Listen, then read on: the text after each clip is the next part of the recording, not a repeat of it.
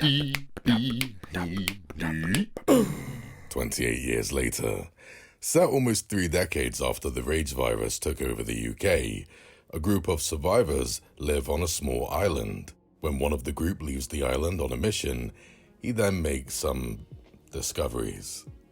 Hey guys, hope all has been jiggy. I'm going to keep this review straight to the point because I don't want to go into heavy spoilers. If you've been watching my recent content, you'll know that I gave 28 Days Later an 8.5 out of 10 and 28 Weeks Later a 4 out of 10. So sure, the second film disappointed me, but with director Danny Boyle and writer Alex Garland returning for the first time since 2002, and the fact that Danny Boyle proved that he knows how to make amazing sequels with Trainspotting 2, I had faith in this third film. I didn't want the sequel to be too true to its roots. I wanted some change, but not so much that you couldn't see this as a 28 Days Later sequel. Well, this is extremely different to where the franchise began, but not in a way that doesn't make sense. Like the infected themselves, this world has evolved, and I knew my taste had to evolve with them to get on board. I did so, and I fell in love. The first few minutes of this film might be the most scared I've ever been watching a 28 movie. It's utter chaos that should have any fan dribbling. The main characters are strong, they have solid chemistry, and their dialogue felt realistic. And as foreign as the world may be to us, it still feels believable. It doesn't feel completely barbaric just because the world's been taken over by this fictional outbreak. It's also worth noting that 28 Years Later was shot using iPhones, but made no mistake, they used professional lenses on the iPhones, so no, this film does not match the original's grit. But that's fine, because 28 Years Later looks astonishing. I can't wait to get this on 4K Blu-ray, because the cinematography, the colors, and art direction blew me away. Best yet, I always found that the first two films had way too much shaky cam and quick cut editing during the action. But in this third one, I hardly had a problem with it.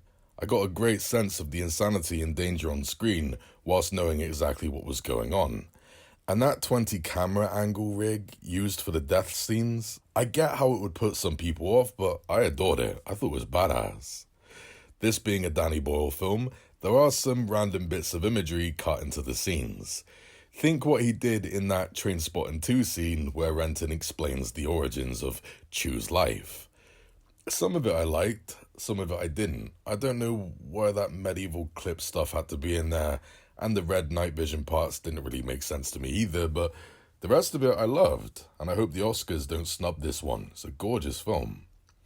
Now, one of the main points of the story is how some of the infected have evolved. Thankfully, they haven't evolved too much. They are very much the infected we all know and love. The thing is, I don't think the film justifies having them evolve. Not too much is done with the evolution to warrant an entire movie, and the characters don't really comment on it, so it did leave me scratching my head. Speaking of heads, there is a scene in the third act involving a skull, and it lost me. On one end, it was beautifully done, but it shouldn't be beautiful.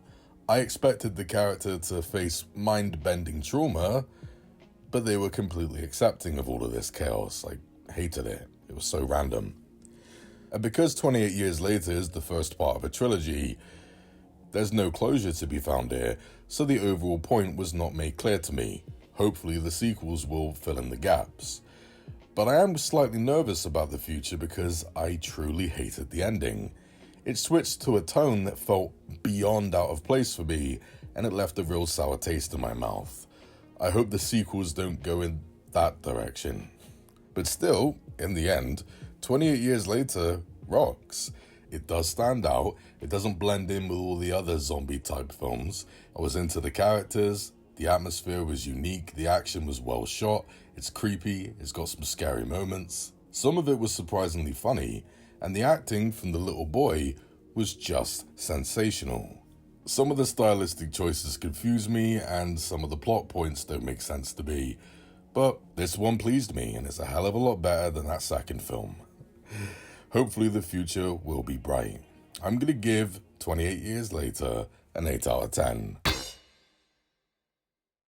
Thanks for watching, guys. Stay jiggy. The badger appreciates you.